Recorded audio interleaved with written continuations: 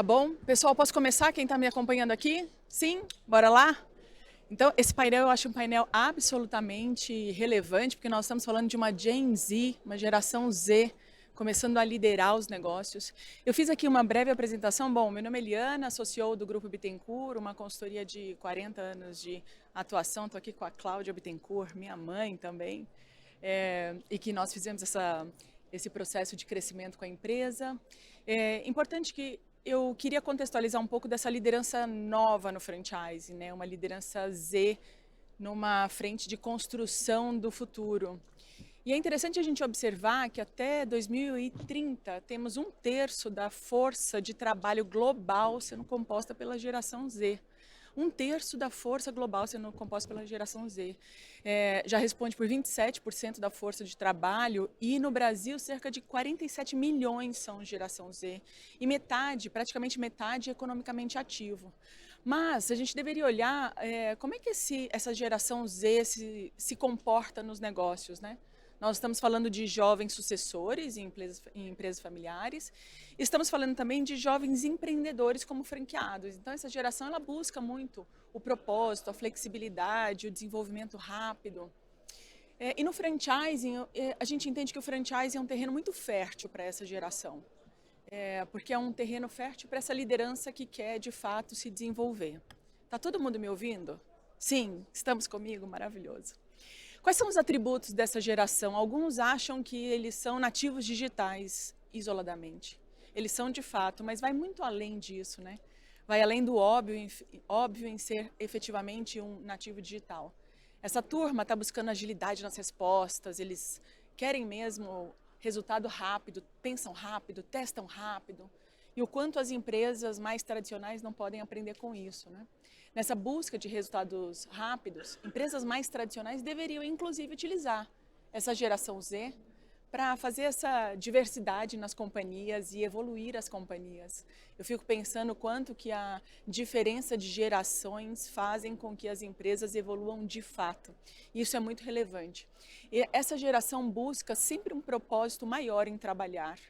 Eles não trabalham só pelo trabalho, eles querem algo mais. E que bonito de ver que essa geração de fato vem com algo mais relevante e que nosso mundo tem precisado muito de atitudes como essa.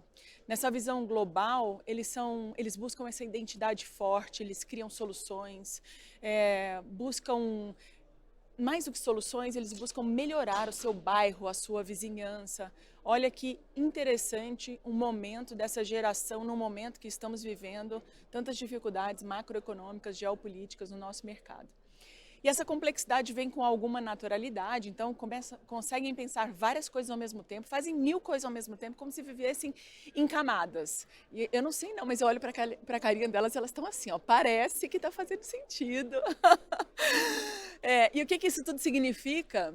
Isso significa que eles são sucessores, né? Essa liderança no franchising, eles são sucessores que renovam o tradicional.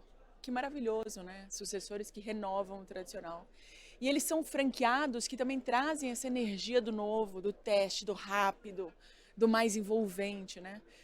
Fora do franchising são as startups, os negócios digitais. Mas quando a gente olha para o franchising, são as segundas gerações, são as empreendedoras, são as segundas gerações de grupos multifranqueados.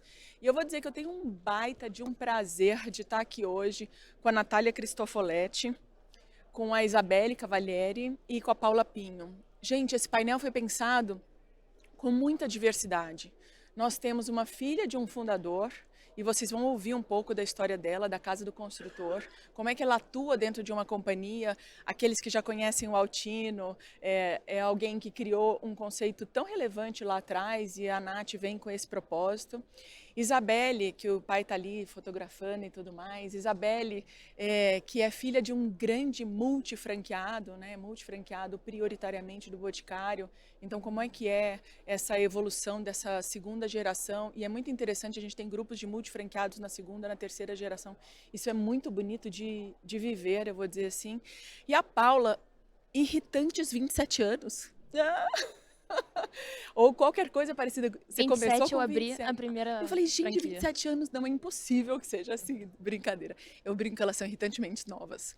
Mas é a Paula com uma visão muito interessante de empreender olhando todo. Então, mais do que a minha apresentação, eu quero que ela se apresente. Eu vou começar aqui pela Nath, que está ao meu lado, mas eu queria que vocês ouvissem um pouquinho dessa trajetória, porque quem tem contexto avança. E eu queria, Nath, que você começasse, estou mesmo orgulhosa de estar aqui com vocês, que você começasse contando assim, quem é você e como é que você chegou aqui, né? A gente combinou ser rapidinho, mas é importante porque eu falo para elas o quanto o contexto que está por trás dessas garotas maravilhosas fazem com que elas sejam tão fortes na sua atuação. Bora lá, Nath. Bom, eu sou Natália Cristofoletti, filha de fundador da Casa do Consultor, como a Liana falou, mas eu falo que eu estou dentro disso há 32 anos, 32 anos falando sobre a Casa Consultor, vivendo a Casa do Construtor, fiz uma carreira fora também, trabalhei no Bob's, fui fazer expansão lá, aprender como que funciona ser funcionária, ver a parte fora. Voltei para dentro da casa em 2018 como primeira como franquia, daí como franqueada. Hoje já estou com 12 operações e daí nessa conquista de lojas a gente aprende a lidar com pessoas, a contratar funcionários, vai dirigir caminhão, vai aprender mecânica, vai passar por todos os setores. Eu acho que isso é uma grande importância da nossa jornada e o que nos cria e que nos faz até hoje, né, o que a gente traz hoje na nossa história. São valores que eu trago do meu pai, de botar a mão na massa, o TBC, o famoso tira a bunda da cadeira, que a gente fala que na sucessão a gente busca isso, né? Trazer valores colocando para a nossa atualidade. Então, eu acho que hoje também a gente trabalha no comitê de sucessão para os nossos franqueados dentro da franqueadora, ter essas duas visões de chapéu de franqueada e chapéu da franqueadora faz que a gente tenha os dois olhares, isso é muito importante. Eu acho que isso é um pouquinho de quem sou eu. Obrigada, Liana. Maravilhoso. Depois ela vai contar mais. Isa, mas conta um pouquinho aí do seu background financeiro. Bom, vamos lá. Acho que não vou nem perguntar se estão me ouvindo, porque eu mesma estou me ouvindo, é uma sensação Tá esquisita. tudo certo. Mas primeiro, antes de tudo, obrigada pela apresentação incrível, obrigada também pelo convite de participar aqui hoje. É sempre um prazer, eu vou tentar ser breve aqui, mas eu sou Isabelle Cavalieri, filha do Eric e da Valéria. Eles fundaram o Grupo Incense há 33 anos, hoje, né, com a primeira loja do Grupo Boticário, ali pertinho de casa. E eu falo que eu nasci dentro de uma caixa de perfume. Então, o Boticário é como se fosse o Grupo Incense, é meu irmão mais velho. Eu passei por uma carreira breve também fora, né, no mercado financeiro.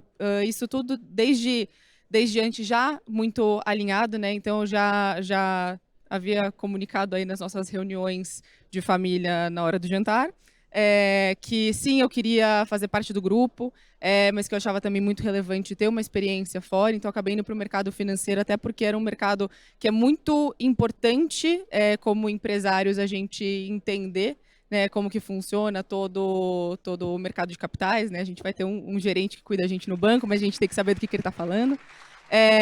Mas eu não sabia nada disso, então eu fui para a área de marketing dentro de um fundo de investimento, então com isso eu aprendi um pouquinho desse mercado, podendo aplicar um pouquinho do que eu tinha estudado, que foi administração de empresas com enfoque em marketing.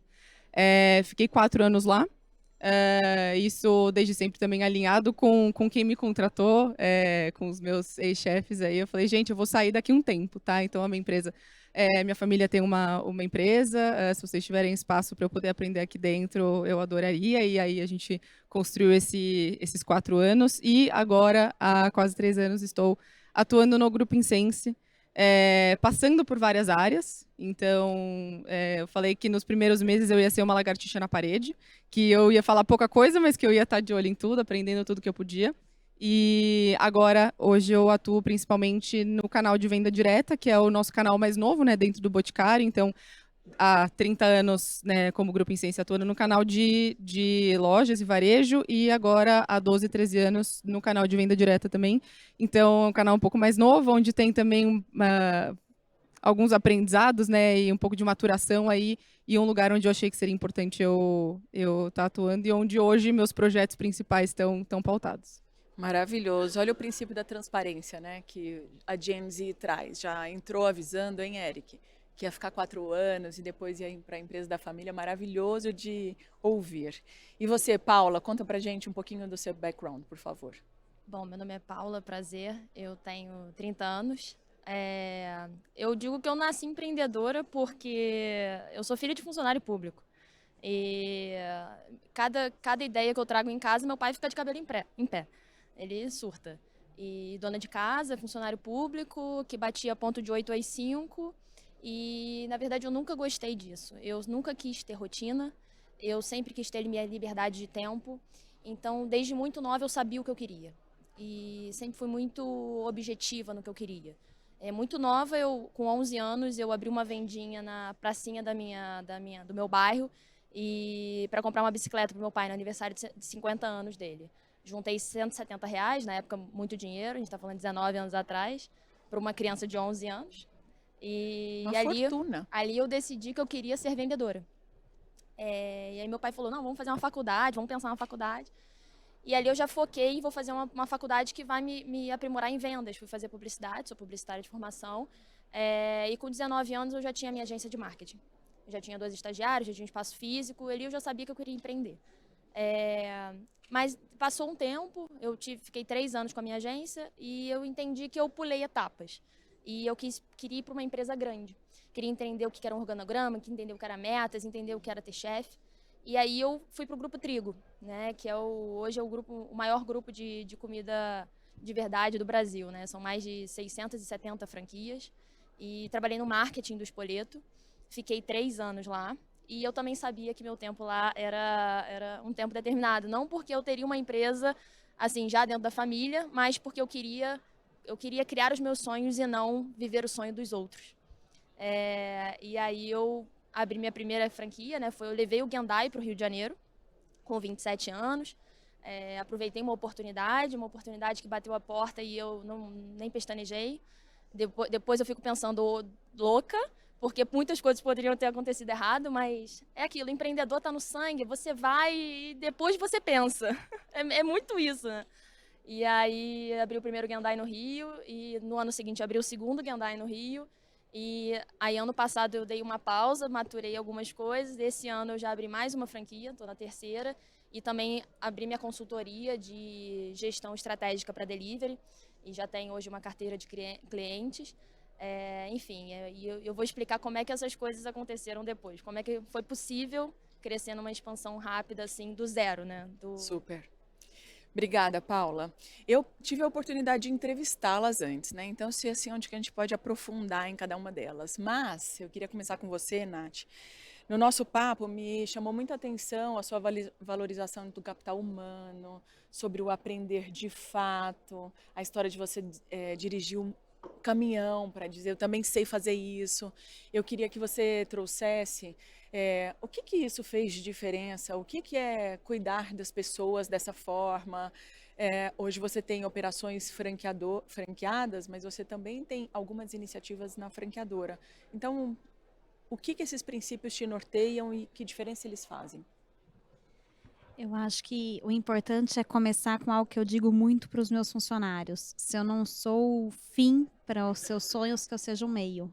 Então, se ficar comigo na casa do consultor não é a sua vontade, a sua carreira, você quer empreender, como a Paula diz, né? Mas que eu seja o meio para você fazer a sua conquista, né? Eu sempre olhei isso e faço questão de até hoje cada funcionário que eu tenho a oportunidade de entrevistar ou de conversar, de estar junto e perguntar qual é o seu sonho e como que eu posso te ajudar nisso, né? E isso foi muito importante para mim nessa jornada até hoje. Como que eu posso fazer para ajudar a ampliar isso e ao meu crescimento, né? Então, se na época meu sonho era ter tocar uma franquia da Casa Consultor, ter a minha própria loja, como que eu faço disso com que as pessoas se inspirem em mim, com que elas olhem para mim e falem, ela sabe o que está fazendo. Então, eu realmente coloquei a mão na massa, fui aprender a parte de logística, então aprendi quanto tempo demorava para fazer uma carga, a carregar uma betoneira, a descarregar, fui atrás de aprender a mexer em máquinas, então fiz curso de mecânica, botei a mão na graxa. Coisa mais maravilhosa, hein, gente? Não é todo dia, não, que se encontra uma mulher assim. Eu acho que essa vivência é muito importante até para saber até onde eu posso chegar com o meu franqueado, o que eu posso cobrar dele. Peraí, eu já fiz. Então, meu franqueado não, desculpa, o meu cliente, o meu funcionário, né? Eu já fiz isso. Eu sei que é possível, eu sei aonde pode chegar, eu sei quanto tempo demora para isso, quanto tempo a gente demora para fazer um contrato, como que eu cativo um cliente, como que eu vou atrás num cliente. Então, a gente está sabendo toda essa jornada que é para chegar num cliente, essa jornada dentro da loja, isso é muito importante. Eu levo muito isso para a franqueadora, que eu falo assim, cada funcionário dentro da franqueadora tem que passar em loja. Tem que olhar isso para dentro, tem que ver as dores que a gente sente na loja, que nós somos os clientes da franqueadora também, né? Então, tendo esses dois olhares. Maravilhoso. E eu acho que os sucessores que avançam são aqueles sucessores que se permitem, né, com humildade, aprender, não é isso? Ao invés de só chegar como sucessor e achar que tem que sentar na diretoria e assinar os grandes cheques. Eu acho que você fez um caminho lindo de observar de fora e acredito muito nele. E aí eu queria passar para a Isa, porque hoje você tem apoiado na área da venda direta, certo? Dentro do grupo. E você fez uma carreira mais orientada antes aos KPIs, às finanças. O que esse viés mais do financeiro, do controle de KPIs, você acha que de fato ajuda a que você possa contribuir mais com o crescimento do grupo, da sua família? Super. A empresa que eu trabalhei antes era um escritório de fundos multimercados que eles chamavam de... enfim, são onde os robozinhos entram, analisam as planilhas e aí entrega para a gente um monte de dados para a gente saber qual que é o investimento que a gente deveria fazer. Aprendi muito com todos os matemáticos, físicos que trabalhavam lá e tudo mais, mas que o mais importante era que a gente precisava ter a informação para tomar qualquer tipo de decisão. Esse é o maior clichê que existe.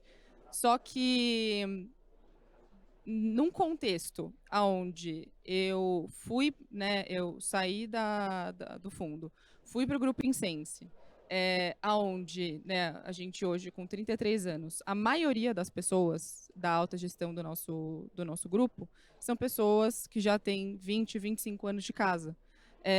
Eu não consigo conversar em pé de igualdade em relação à experiência. Eu não consigo falar, tipo, eu acho que a gente tem que ir por esse caminho porque eu aprendi que é assim que funciona. Ou por experiência eu sei que é assim que funciona. Eu não tinha onde me apoiar nesse sentido, né? Eu não conseguia trazer simplesmente minha experiência. Conseguia sim, a partir do momento onde, né, a gente chega e a gente não vai para a mesa de diretoria, a gente vai para o caixa, a gente vai para o estoque, a gente vai para a separação, para o picking, para o packing, para a expedição, até o momento onde a gente chega no atendimento e a gente entende todas as nuances do que estão ali, do que está ali, e tendo essa vivência, para a gente tomar alguma decisão, a gente tem que ter qual que é a informação que tá por trás dali. Em várias nuances, eu vi que a gente, eventualmente, a gente tinha gaps de dado, de, nossa, como que eu mensuro como que o meu atendimento está indo? Quão rápido está sendo o meu atendimento digital, por exemplo, que a gente tem um time que atende os revendedores, né? Pelo WhatsApp, pelo telefone. Como que eu sei que essas pessoas estão sendo bem atendidas? Quanto tempo a gente está demorando para responder? E foi nisso onde eu me apoiei para vamos entender como que a gente consegue mensurar esses gaps de informação, né, e essas atividades que a gente tinha. E com isso, aí sim eu consigo vir, né, pro gerente, pro diretor, etc. E falar, isso está acontecendo. A partir desses dados aqui, Exatamente. Então, com a vivência, com a mensuração, né, de números que eventualmente a gente não tinha antes, chegar e falar, esse é o nosso cenário hoje. Vamos fazer alguma coisa a respeito? E, né, começar uma conversa de ações, né, de planos de ação e, com base no histórico que a gente construiu, ver também se a gente está melhorando. Hoje, agora são 3 anos nisso, né, construindo coisas e mensurando e metrificando, mas eu me apoio muito nisso. Como a gente está falando aqui de geração Z, às vezes, né, novos entrantes até no contexto da empresa ou no contexto do ecossistema do franchising, é nesse lugar onde eu me apoio muito de sempre ter o que está acontecendo na ponta da língua no número. Não Perfeito. necessariamente, eu vi acontecendo, tá? Eu vi acontecendo, pode ser uma amostra muito pequena de um todo que eventualmente não vai me dizer o que está acontecendo. Maravilhoso. Ô Isa, e você reconhece que de alguma forma essa sua mentalidade mais data-driven traz com que as pessoas também evoluam nesse sentido? Você acha que a troca acontece? Totalmente. Enquanto a gente está olhando para um lugar, né? Então a gente está olhando para esse número daqui. Quais outros números a equipe não está pensando que eventualmente a gente não poderia tá olhando com uma atenção maior?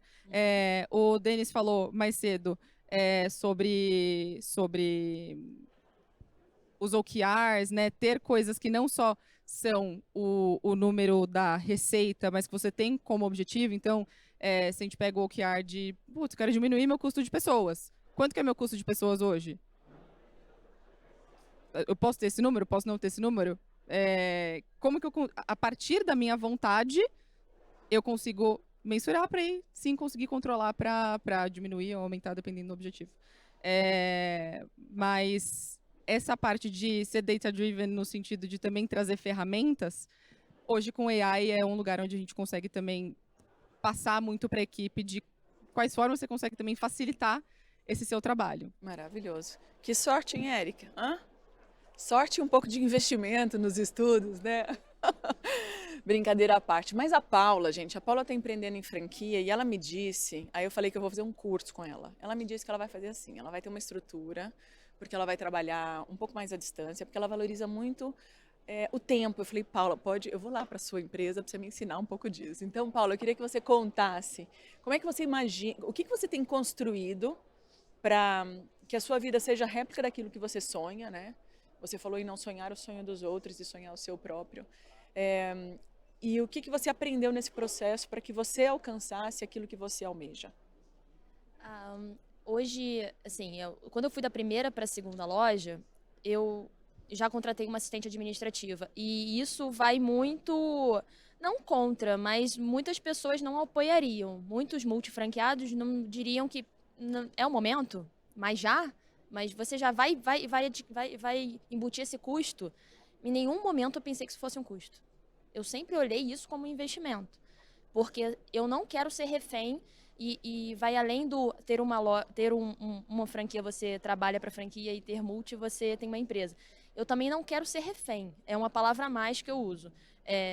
Eu não quero abrir loja, fechar loja, mas eu também não quero ficar sobrecarregada e eu já estive nesse momento de um piano nas costas de contas, burocracias, análises, operação, DP, RH, entrevista. Você sufoca, é muita coisa. E eu não quero, eu tenho muito a estima pela liberdade. Eu gosto de ter o meu tempo, eu gosto de fazer a minha rotina. A minha equipe ela já entende como funciona. Eu não cobro, eu não faço microgerenciamento.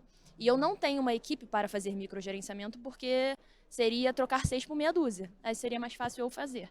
Então eu entrego, confio e defino processos. Então assim, eu sou muito a favor do ter back-office. Não é custo, para mim, é investimento. Hoje eu tenho uma assistente financeira, uma assistente administrativa e um assistente de DP para 3 lojas. Por quê? A minha ideia é já construir uma base sólida, uma base onde eu consiga pensar estrategicamente. Então, assim, para o ano que vem, eu já estou com a pretensão de abrir mais 2 lojas. Porque eu já estou pensando agora. Eu já estou vendo as oportunidades agora, eu já estou conversando agora, porque eu tenho tempo. Porque eu tenho tranquilidade de saber que os meus processos diários, que as minhas rotinas diárias estão sendo administradas por pessoas que eu confio, por pessoas que eu treinei e que eu determinei o que tem que fazer na hora que tem que fazer. Então, eu não, por exemplo, tá todo mundo trabalhando lá agora no Rio, né? Eu sou do Rio, e ninguém vão me mandando mensagem, me dando status, atualizações, e tá tudo certo. Não fico, e aí, fez, não fez, tá trabalhando, não tá? Faz muito parte também do tipo de liderança que eu quero exercer e que eu busco pro meu time. Eles trabalham home office, metade home office, metade dentro dos shoppings, que é onde meu negócio tá, então eu não tenho escritório. O meu business está no shopping, então minha galera tem que estar no shopping. Eles estão sempre na praça de alimentação e não tem escritório na loja. Na praça de alimentação olhando para a loja. Então tá vendo o que está acontecendo, tá vendo se o atendimento está ruim, tá vendo se a tela está desligada. Eles também são meus olhos lá dentro. Então eu prezo muito pela... Acho que eu vi tanto meu pai bater ponto a vida inteira e odiar tanto isso, e odiar segunda-feira. Te marcou de alguma forma. Domingo era horrível. Domingo, 5 da tarde, meu pai tava chorando. Ai, amanhã tem que trabalhar. Então eu falei, cara, eu não quero odiar as segundas-feiras. Assim, você tem que gostar do que você faz, sabe? Você tem que... E acho que é muito da nossa geração. A gente tem que ter propósito. Eu não quero trabalhar por trabalhar. Eu quero trabalhar porque eu sei que eu tô construindo coisas incríveis, que eu tô trazendo pessoas incríveis junto comigo. Então, esse é o meu construir o meu sonho, entendeu? E já que falamos em geração Z e esse é o tema do nosso painel, eu queria que vocês me dissessem assim, se vocês se enxergam como geração Z, se sim, por quê? E o que essa característica tem feito de mudanças na companhia que vocês atuam? Essa eu não combinei antes, né?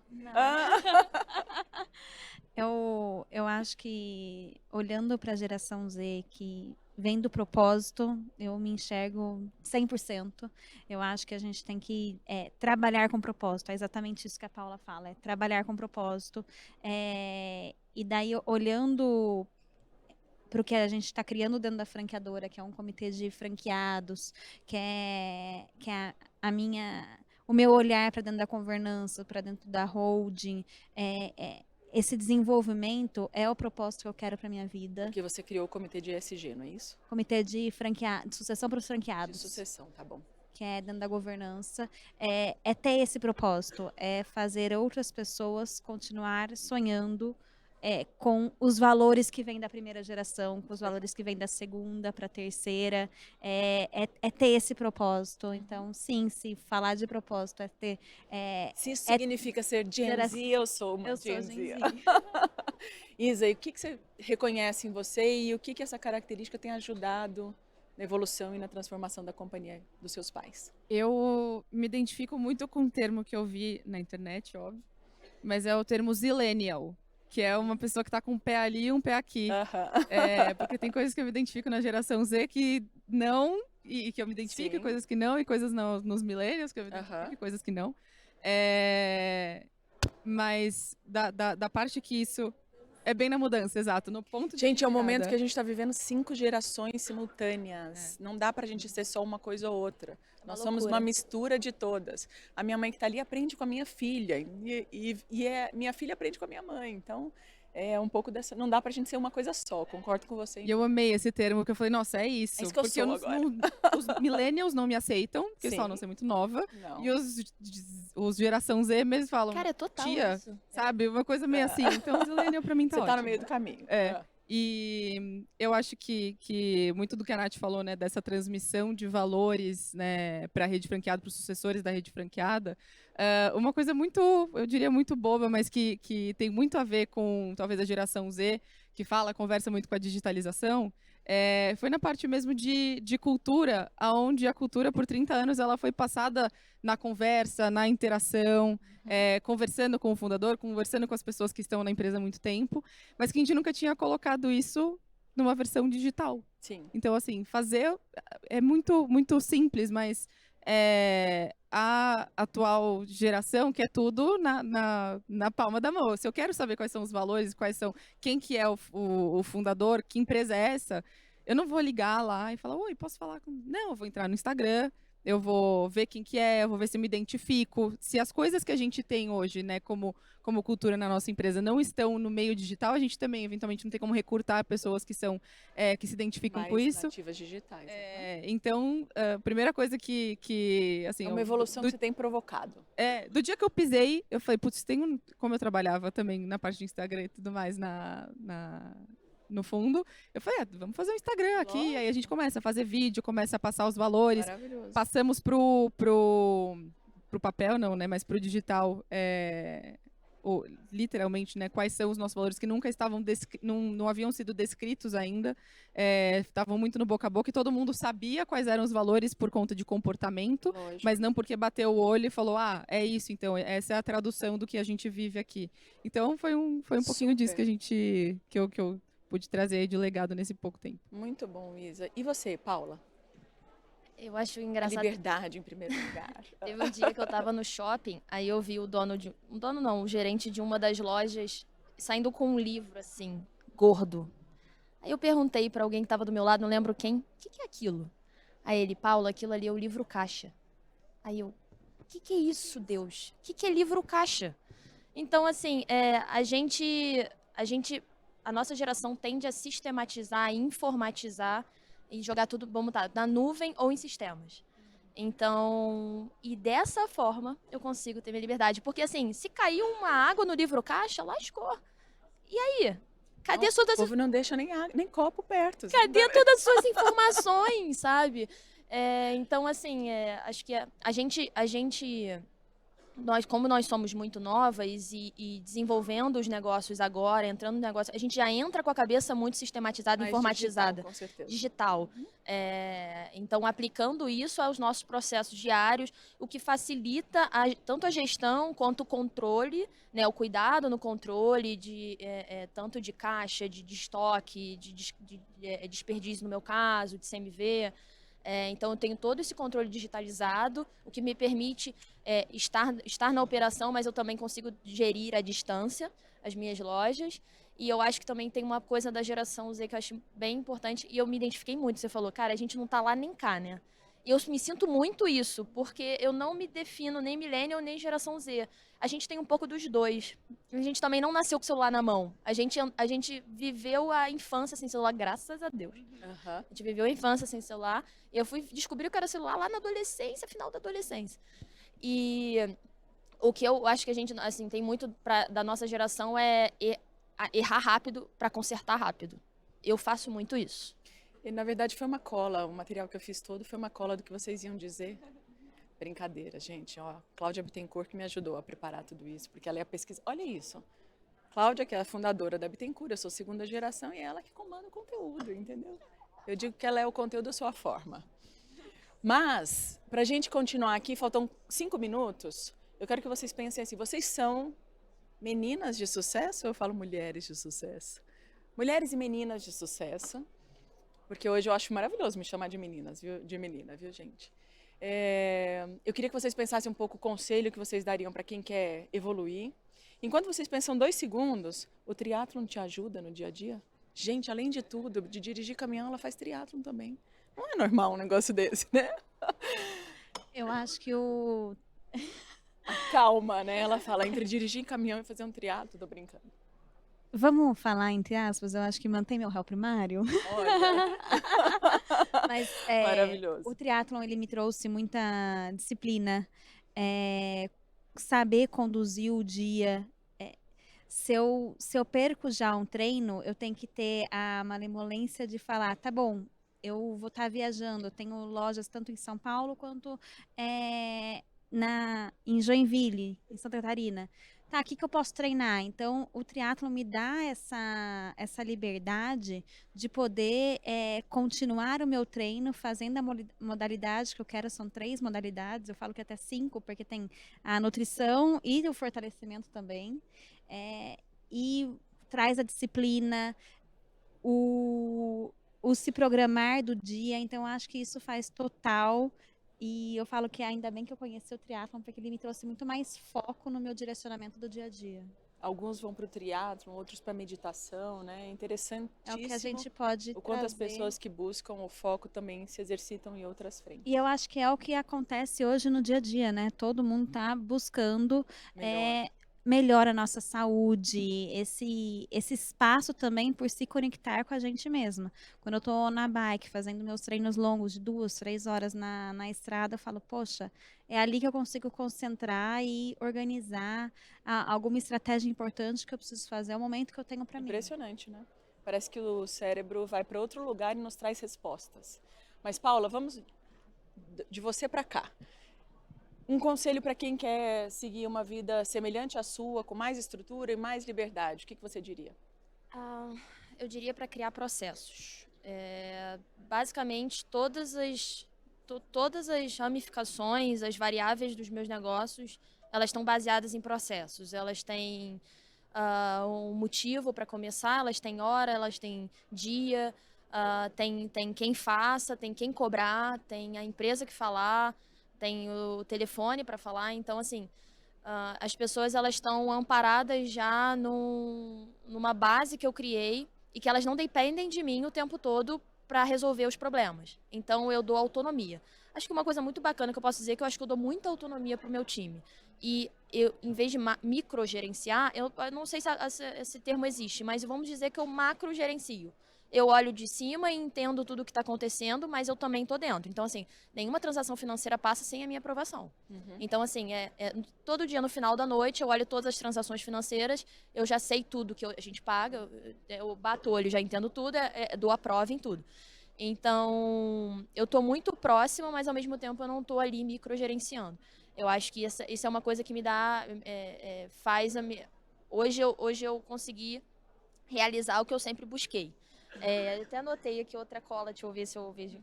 Investir em conhecimentos, né? Nós muito novas, assim, você falou, pessoas com 20, 25 anos de experiência, como eu vou, né, confrontar uma pessoa dessa com ideias diferentes, né? Então, investir em conhecimento e investir no conhecimento do nosso negócio. Dirigir caminhão, fazer um curso de mecânica, cara, é essencial. Sensacional. Você falar assim, eu sei o que eu tô falando. Então, assim, eu não estou falando à toa, eu não estou falando porque eu li num livro. Ou porque, vamos supor, meu pai me contou. Não, porque eu meti a mão e fiz. E assim, é a mesma coisa. Se vierem me confrontar, não, vou te explicar o motivo. É isso, isso, isso. Então, acho que isso é bem importante. Super.